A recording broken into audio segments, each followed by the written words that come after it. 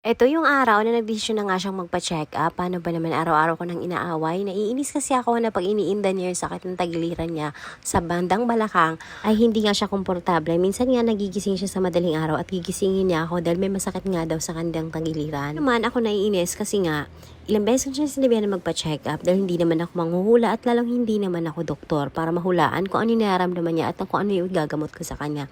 Okay lang sana kung simpleng lagnat na bibigyan ko siya ng paracetamol. Hindi naman. Anong katagalan nga na lagi na siya nagreklamo ay hindi ko na siya pinapansin kapag dinadaing niya yun? Nung dati kapag sinasabi ko sana magpa-check up, ang dami nang sinasagot sa akin. At hindi talaga ako pinapakinggan at hindi talaga siya nagpapa-appointment dito sa doktor.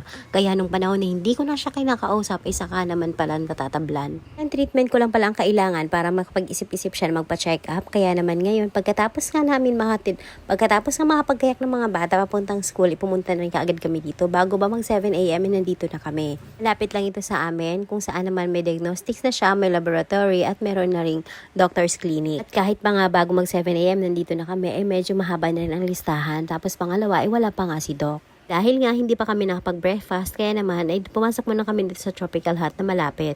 Kahati na nga lang kami sa in-order namin. Isang kalahating spring chicken at isang omelette. Maghahati kami sa chicken, maghahati din kami sa omelette. Pagkatapos syempre meron akong coffee, siya ay water lang. Tapos namin kumain ng i-retouch muna ako na aking lip tint, chas. Puyat lang ako at inaantok pa talaga pero hindi pwede makalimutan ang lip tint, chas. Maging maputla, baka sabihin na lang nanunuyo na tayo, chas. Pagkabalik namin dito sa clinic ay dalawa lang nakapila bago pa siya. Tapos nga namin sa doktor ay may katabing Goldilocks dito sa clinic lang. Kaya naman ay bumili na rin kami ng puto pang almusal ng mga bata.